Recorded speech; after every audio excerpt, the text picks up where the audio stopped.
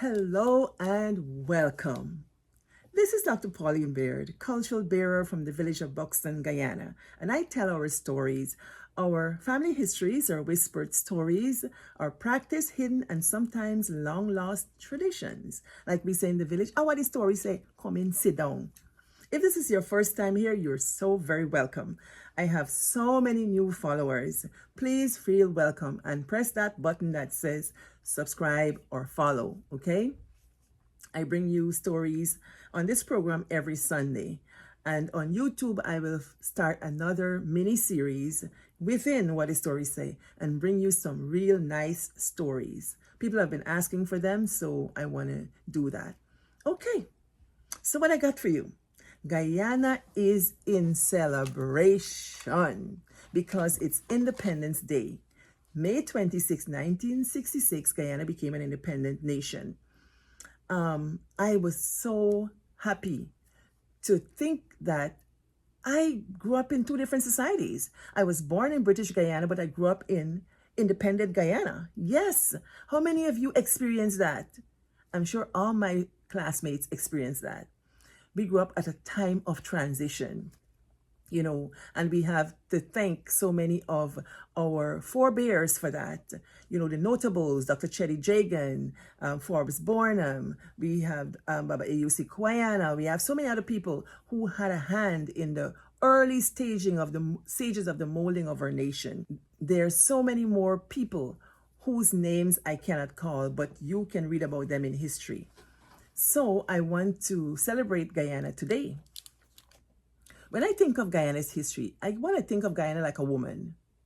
There she was in all of her glory. She got her mountains, and she's got her rivers, and she's got her gold and diamond, and she's in her element.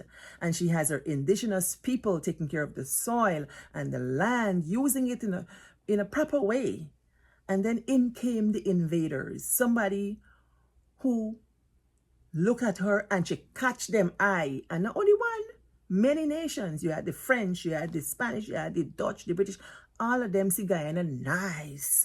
And she catch them eye. And they decide to come and take advantage of Guyana. That's part of the history, to enrich themselves. They partook of her bosom, take out all her gold and diamond and so on, and so they use the rivers and things like that. They plundered the soil and enriched themselves. And then guess what? They get you a whole lot of children. A whole lot of picnic. Different father. The Amerindians were there, granted. But they come and they bring the Portuguese. Yeah, bring them there. And they bring the black people and the Africans, and then they bring the Indians, and they bring all kind of people. So now Guyana has 6 races. I'm happy. We are a potpourri of cultures and enticing and exciting foods that grace our palates, and colorful lifestyles and culture. That's all of us that Mother Guyana produced. Growing up in Guyana, I loved the carefree life we lived. Running in the streets. Everybody's keeper. And when you have people doing bad things, you get to pull them up, and certain kinds of ways of life. And so when I think about Guyana, I think about me Guyana, you Guyana, land of many waters with the 6 races living together. Yeah. You got the mixed races, an Amerindian and a black, the Bofiano, Portuguese and a black is the Santantone, black and Indian mix is the Dogla, black and white mix is the Mulatto. Yes, we're all of that. I thought about Guyana, if I can use an analogy of a woman. When the Dutch came, they divided her up into 3 different parts. Borbis, Demerara, and Essequibo, independent colonies. This place had to be different things, to be worked a different way. And I wonder what life was like under those conditions. We hear of all the uprisings and so on. We heard about some parts being the food, the bread basket of Guyana, like Essequibo and things like that. You get the places where they had more sugar and rice and so on. Guyana had different personalities, had to behave differently for different people. And then in 1814 or so, the British came and knocked out the Dutch. And now Guyana got to perform different. She got to tongue up. She got to talk like British people and behave like British people and take on a new culture. Poor Guyana. So at 58, she see things. Yes, the old girl see things. She know things. And she's maturing. Yeah. And so when the British left, Guyana started looking for symbols of nationhood. And, you know, one of the first things you get is your national anthem. So did you know that there was a competition to get the national anthem? Yeah. They run this competition. Somebody had a bright idea. It's a good thing. And they asked for entries, and 266 people, if my research serves me correct, sent in their entries. And of that 266, they whittled them down to 40. And then they whittled them down to 12, sorry. And from the 12, they picked the winner. Well, the winner for the lyrics was a man named Archibald Leonard Lucker. And he won. But I heard that people as far away as Trinidad and Tobago sent in entries. Tell me if I'm wrong. I think I heard that. And then they needed to have the tune. You know, we get this tune. Yes. So Cyril Gladstone Potter, he provided the tune. He had a winning tune, right? So that's how we get the national anthem. And so I was listening to the words again, and I realized our national anthem is the best in the world. It captures the geography of Guyana and its history and its aspiration to unity. Because remember, we have these 6 ethnicities growing up in one country. And that can be a little troublesome. Can you imagine a mother with 6 children, 6 different children? And then, oh, please. And you know, if she get them for 6 different people, you got problems, right? So Guyana hustling with Chabrood. But this song tells us of that history and how these people came to be on this land that we call Guyana, the Amerindian name for land of many waters. Waters connote flowing and freedom and purity. And you know, they say water finds its way where it needs to go. Guyana can find her way. So I have a lot of hope for Guyana. And I wanted to read the words of the national anthem because I can't sing it. If I sing it, Facebook and this YouTube gonna flag me for copyright issues. So I want to say the words.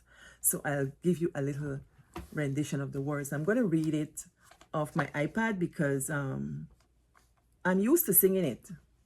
So I can't speak it if I'm used to singing it. Sorry. Yeah. That's how my mind works. So this is what Mr. Lucar wrote. Dear land of Guyana, of rivers and plains, made rich by the sunshine and lush by the rains, set gem-like and fair between mountains and seas. Your children salute you, dear land of the free. Can you imagine the greenness of Guyana, the rich, the abundant sunshine? Ooh, those of you who never been to Guyana, please make a trip. Green land of Guyana, or heroes of yore, both bondsmen and free, laid their bones on your shore. This soil, so they hallowed, and from them are we, all sons of one mother, Guyana the free. So he's talking about where our people come from, bondsmen and free. You know, those who came, you know, outside of enslavement, those who came through indentureship, those who come enslavement, who came otherwise. We belong there. Their bones are buried there. Yeah. So I like me so. Me ancestor bones down there, so my neighbor string buried there. So I'm fully Guyanese. Great land of Guyana, diverse though our strains, we are born of their sacrifice, heirs of their pains. So we are heirs of the bondsmen and the free men's sacrifice. That's big, you know. We are born of their sacrifice and heirs of their pains. And ours is the glory their eyes did not see. One land of six peoples, united and free. Remember, I was thinking of my free education that I got out of Guyana. You know, my great-great-grandparents probably couldn't even think about that. But I took opportunity and made good of that education that was free.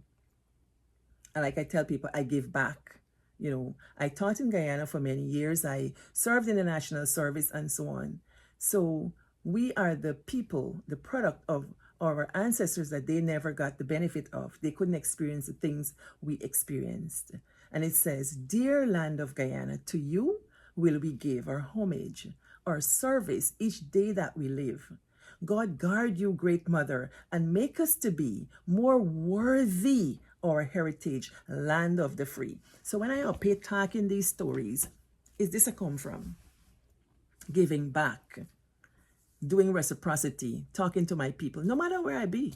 This is what I'm going to do because I owe it to this dear land of Guyana. How about you? Eh? Well, we usually sing a song in Guyana. Me Guyana, you Guyana, land of many waters with the six races living together. And they get a part that say, from our waters we get our food. Banga Mary, Asa, shrimp and gilbaka. Yes. And they talk about the regions. Essequibo West with gold and diamonds. Demerara the city with the PM Burnham. Me Guyana, you Guyana, land of many waters with the six races living together. Quite nice. I like it. And you know, I live abroad, other people live abroad, but that doesn't take away our Guyanese-ness. We are Guyanese to the core. And so tonight at 5 p.m., this evening at 5 p.m. Eastern Time, New York time, I'm going to be on with many friends, and we are going to be talking with author Dion Glasgow Douglas. Yes, that same Dion from Our Story Got Melody. She will come on and she will be talking about her book. We will celebrate her for her book, Diaspora Musings. If you don't get it, go get it on Amazon. It's $4.99. And it's an ebook. You can read it really quickly. And it's a nice book. We're going to talk about growth, learning, and loss. This is a fitting book for this time.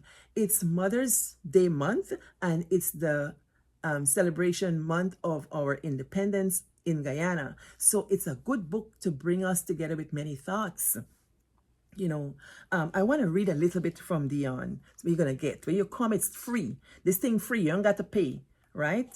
Bring your friend, bring your neighbor. Yeah, sit down and listen to the thing. And you can come on the Zoom and you can chime in. The link is going to be there. Come early, take up a seat. Bring your mobby and your swank. Turn off the mute when you come on so we don't have to hear the dog and cat and so. Dion writes. So here we go. This one is called Longings.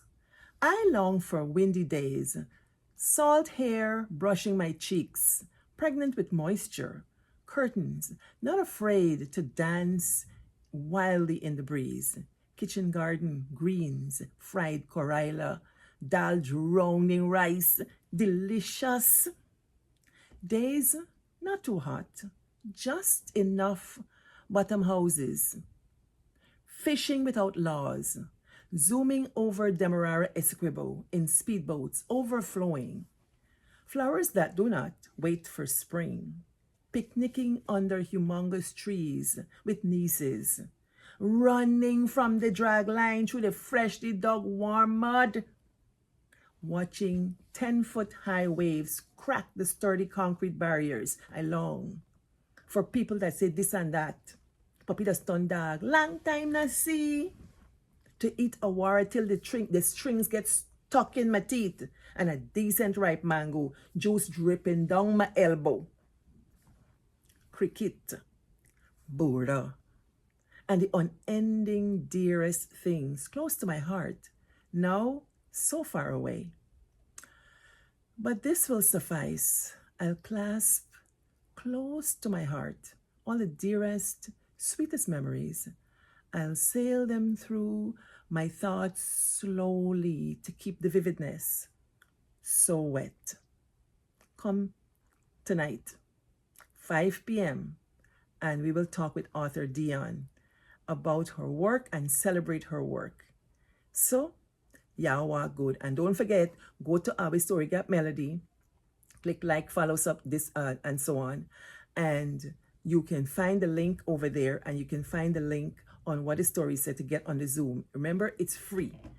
Show up, see and be there, and Yawa good.